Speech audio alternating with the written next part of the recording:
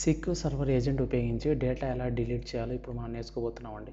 దానికోసం ఇప్పుడు జాబ్ ఒకటి క్రియేట్ చేస్తాము. కొత్త జాబ్ క్రియేట్ చేస్తాను.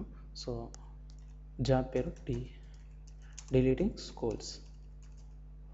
Owner system administrator, category and categorizer, description ఇక్కడ కాపీ పేస్ట్ చేద్దామండి.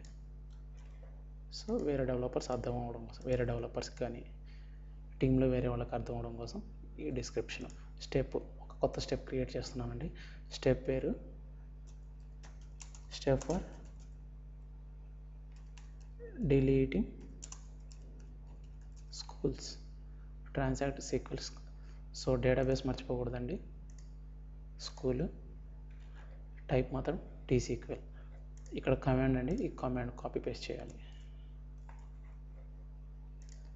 Deleting. So okay button press చేస్తామండి. ఇక్కడ షెడ్యూలింగ్, కొత్త షెడ్యూల్ క్రియేట్ చేస్తాం. అసలు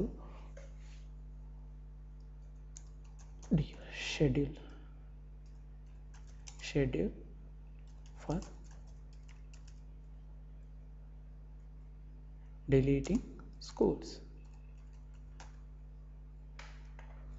ఎప్పుడు ఒక్కసారి ఎగ్జిక్యూట్ చేస్తామండి. అది కూడా ఎందుకు ఎగ్జిక్యూట్ చేస్తామో చెప్తాను.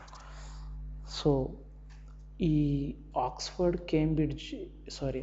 ఆక్రిడ్జ్ స్కూల్స్ ఉన్నాయి చూసారా, వాళ్ళకి ఫైనాన్షియల్ డేటా అయిపోయిందండి, కాంట్రాక్ట్ పరంగా అయిపోయింది. సో ప్రొడక్షన్ డేటాబేస్ నుంచి అవి డిలీట్ చేయాల్సి వచ్చింది.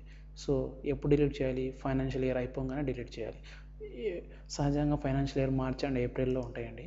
సో ఏప్రిల్లో చివరి రోజు ఎప్పుడు? రాత్రి 12కి, అంటే 11:59:59 ఆ రోజు అయిపోతుంది. కాబట్టి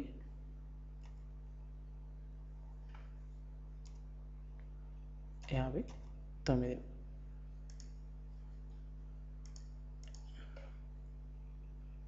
PM ఇది కరెక్ట్. ఈ టైంలో మనం డేటా డిలీట్ చేస్తాం. సో ఓకే ప్రెస్ బటన్ చేయడం వల్ల షెడ్యూలింగ్ క్రియేట్ అయిపోయింది. తర్వాత ప్రెస్ ఓకే బటన్ చేస్తే ఇక్కడ చూడండి డిలీటింగ్ స్కూల్స్ అని వచ్చేసింది. సో ఏదైనా మోడిఫికేషన్ ఉంటే మనకు తెలిసిన ప్రాసెసే. రైట్ బటన్ క్లిక్ చేసి ప్రాపర్టీస్కి వెళ్ళిపోవడం. ఏదైనా మార్చుకోవాలంటే స్టెప్స్ మార్చుకోవచ్చు, టైమింగ్ మార్చుకోవాలంటే మార్చుకోవచ్చు. ఒకవేళ ఏప్రిల్ తర్వాత వాళ్ళు వచ్చి మళ్ళీ రెన్యువల్ చేసుకున్నారు అనుకోండి కాంట్రాక్ట్, మరో 5 ఇయర్స్కో 10 ఇయర్స్కో, అప్పుడు డేటా ఎలా అండి అని అడగచ్చు. సో దానికోసం మనకి చాలా ఆప్షన్స్ ఉన్నాయండి. ప్రొడక్షన్ డేటాబేస్ నుంచి వాళ్ళ యొక్క రిక్వైర్మెంట్ని బట్టి వాళ్ళు రెప్లికేషన్ యూజ్ చేసుకోవచ్చు, CDC change data capture use చేసుకోవచ్చు, always on high availability use చేసుకోవచ్చు, డేటాబేస్ మిర్రరింగ్ యూజ్ చేసుకోవచ్చు, తర్వాత క్లస్టరింగ్స్ యూజ్ చేసుకోవచ్చు. ఇవన్నీ డేటాబేస్ డూప్లికేషన్స్ కోసం. సో అక్కడి నుంచి డేటా, ఇంకా బ్యాకప్స్ కూడా యూజ్ చేసుకోవచ్చు. ఫుల్ బ్యాకప్స్ ఉంటాయి కదండి, అక్కడి నుంచి కూడా డేటా రిట్రైవ్ చేసుకోవచ్చు. ఒక్కొక్క కంపెనీ ఒక్కొక్క విధంగా యూజ్ చేసుకుంటారు. వాళ్ళ రిక్వైర్మెంట్ని బట్టి ఈ ప్రాసెస్లన్నీ రెప్లికేషన్స్ యూజ్ చేసుకుంటూ ఉంటారు. అంటే డేటా డూప్లికేట్ మెయింటెనెన్స్ అనమాట ఇవన్నీ. అంతేనండి.